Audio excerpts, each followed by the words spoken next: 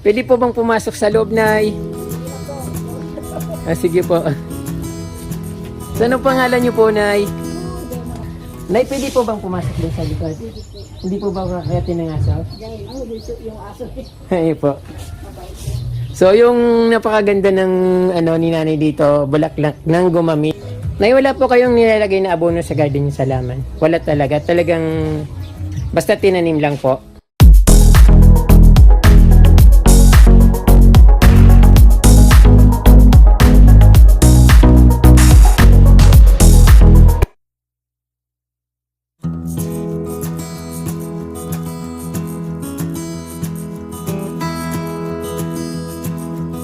So, magandang umaga sa inyo, Kaprom Day. Nandito ulit po ako sa Barangay San Ramon upang ipakita sa inyong isang napakagandang mini garden dito sa garden ni Nanay. So, ang may-ari po nito ay senior citizen na, pero pag nung naparaan ako sa kanyang garden, naglilinis siya, nagtatanggal ng mga damo dito sa kanyang harapan ng bahay. So, hindi naman po ito kalakihan, nasilip ko lang na parang itek sa halaman yung kanyang mini garden dito, katulad nung nakikita niyo dito sa aking likuran. Napakarami niyang peace lily, ang tataba niya at namumulaklak. So ayan, Kaprom Day, pasukin natin ang bahay ni Nanay dito sa Barangay San Ramon, Lagunoy, Camarines Sur.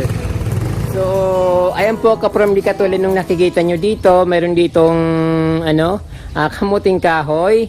Tapos yung ito yata, Nay, ano pong masitas ining Kamya. So, mabango po yung bulaklak niya. Iyo po. So, namumulaklak yung kamya ni Nanay dito. Nadaanan ko lang siya dito. Nag-aalis ng mga damo katulad niya, no? So, kasi siguro malapit ng piyesta, pinaghandaan nila.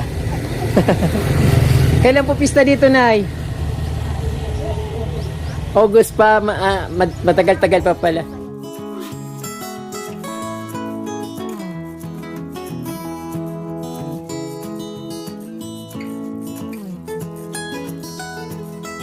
Taba niya, karamihan kasi sa mga pislili natin ay maliliit lang, pero ito tingnan mo, nakatanim siya sa parang daanan ng tubig sa kanal, pero sobrang taba niya, marami siyang bulaklak. Ayan.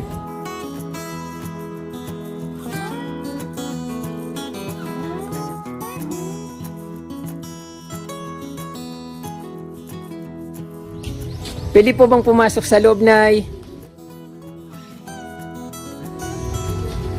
So, anong pangalan niyo po, Nay?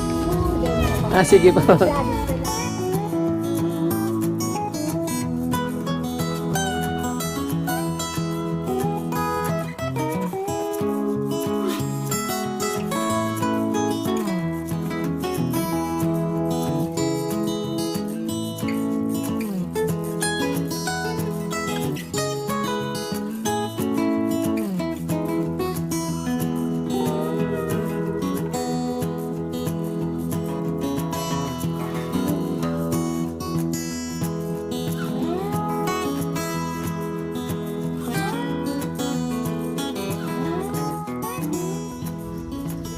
Siyempre dito meron siyang mga collection na Calathea, Hawaiian tea plant, tapos ito yung insulin plant.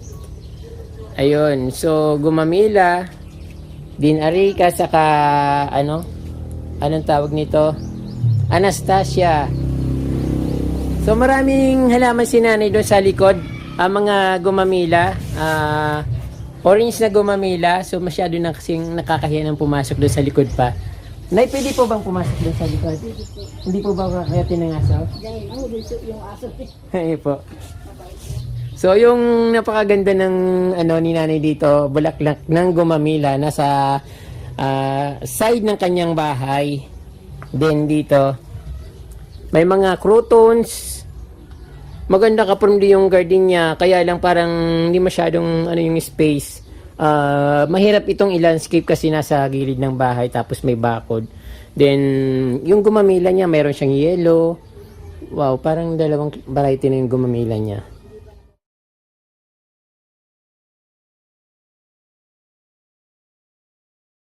Ay, favorite ko na croton, ito po yung kulay yellow. So pag nainitan ito, sobrang ganda niya at lumalaki siya ng napakalaki. Ayun.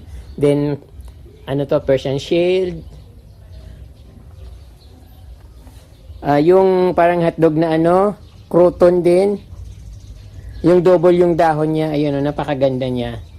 Akala ko mini garden lang itong garden ni nanay, pero sobrang laki pala. Ang ano niya, Persian shell, napakagandang tingnan. Ayun, purple na purple ang dating niya. At yung mga ano, Artemis ang tawag dito sa amin, parang halamang gamot. Oh, may kubo pala dito si nanay. Kamatis, tapos yung anthurium na napakalaki. Ayan po. May mga flowering na yung anthurium niya, kulay pula. Pero ito sobrang lush naman itong anthurium na ito.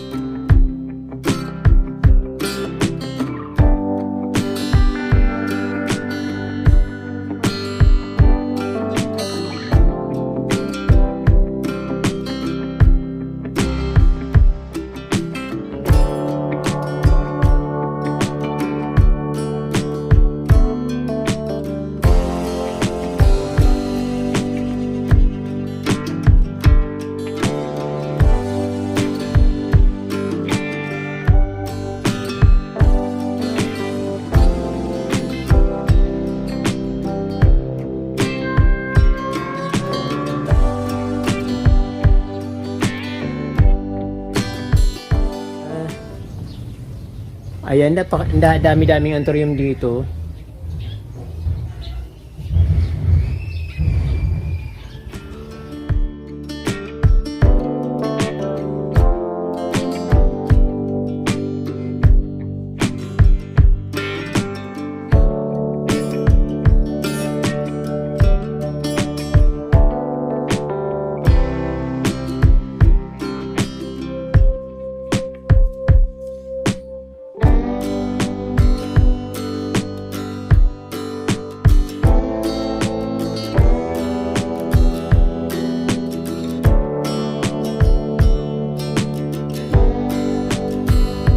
Mayroon din rosal dito si Nana, yung kulay puti na namumulaklak. Medyo mabango rin yung halaman na ito, yung bulaklak niya.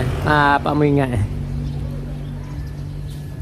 So, ayun yung rosal kapromdi, mabango yung bulaklak niya. Pero hindi ko ma-explain kung anong amoy niya kasi hindi ako expert sa mga amoy na ganun. Pero mabango yung bulaklak ng rosal. At sa gilid ng pinaka-pader ng bahay nila kapromde, punong-puno naman ng ng kutsarita. Ayun, napakaganda. At ganun talaga dito kapromde pag hindi masyadong maano yung bahay, malaki yung bakuran o yung compound nila. Ganito yung garden nila. So kasi wala silang mag landscape. Napakaganda ng ni nanay dito gumamila, orange na kulay pink na pinaghalo-halo. Ayun.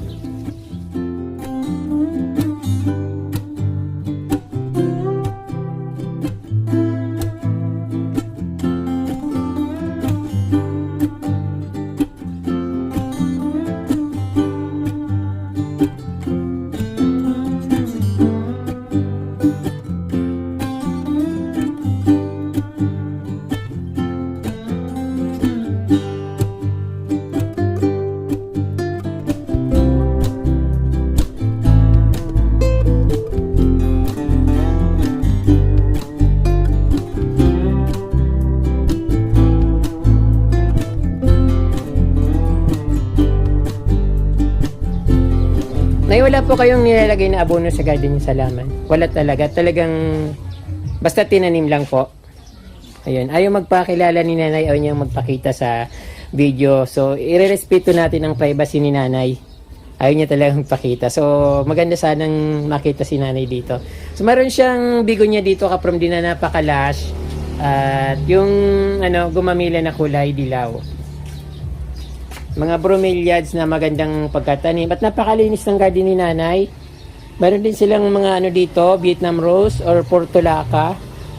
Ayan, sobrang ano, amazing naman yung garden dito ni nanay. Yan dahlia yata. Yan. Epo. Ito po, dahlia. Yung Ito, dahlia po ito yung ano. Namulaklak na po yan ay. Oo. Dalawang beses. Kulay pula. Kulang po.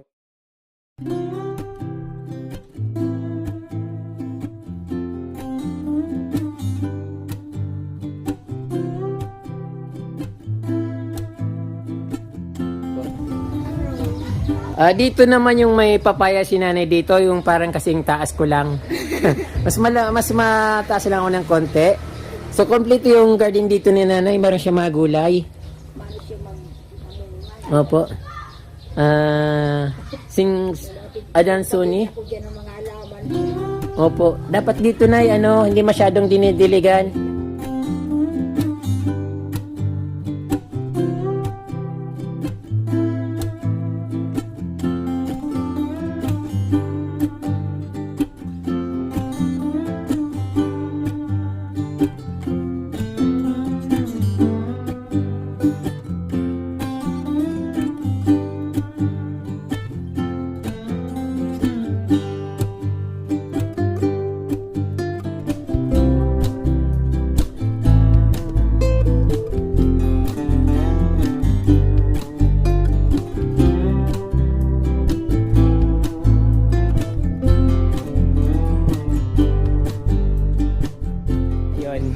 Sobrang ganda ng kroto ni nanay dito. Medyo, siguro pag nainitan pa siya kung walang papaya dito, sobrang ganda niya. Kasi medyo siya ng araw, naharangan ng konti ng papaya. So maganda pa rin yung kulay niya. At yan my favorite. Favorite ko rin yung kroto niya. Dami-dami kong favorite na protons. May roses, tapos bird of paradise.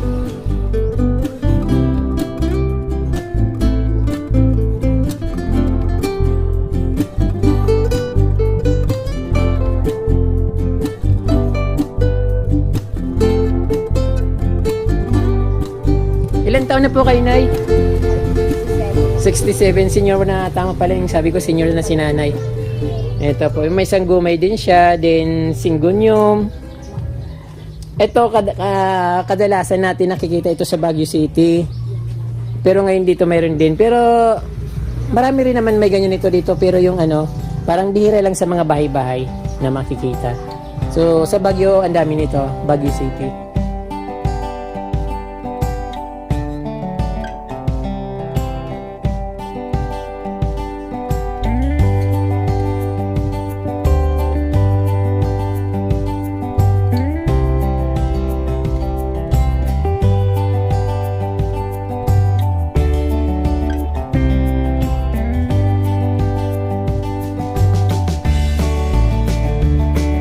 So, ayan likod ni nanay. Pakita na yung likod ni nanay. So, likod lang po. Dito, yung sa gilid po ng pader ng bahay ni nanay. Ito yung may mga siya dito, mga ferns na, po ito na yung mga wild lang po ito, no? O, tinanim nyo? Opo. Pako. Ito, parang tumubo lang po yan dyan. Ayan, tumubo lang siya dyan. Ayan po. Then, opo, pag wala naman masyadong halaman, okay lang yun dyan. Ito po, opo. Ito, mayroon pala ako nito. Nakalimutan ko, mga binunot ko, kala ko damo. Tinanim ko pa naman. Ito po. Siya, kalatia. Opo. Nasa kasi mga sa iraram-iraram ng kahoy yan nagtutambo sa mga may sapa. Ayan. Kaprom, din nakakita na ba kayo ng pako? Ayan, laki-laki ng pako ni nanay dito. Pinapabayaan niyo lang dito na tumubo siya. Ayan. Mayroon din ditong, po ito na yan, limon. Hinog na yung limon ni nanay. Parang duhat, parang suha. Meron din siyang talbos ng kamote dito. Kumpleto po kayo na. May pinya, may prutas, may kamote, may guyabano na napakaraming bunga. Hawaiian po yung guyabano na yan, yung malaki. Ay, Brazilian na guyabano, yung malalaki po. Ayan yung nanay dito, mini farm. Mayroon siyang laing, kamote, gabi, okra. Ay, ano po yung okra? Then, Wandering Joe, ayun, yung garden ni nanay, napaka cozy. Kahit na maliit lang, sobrang nakaka-amaze.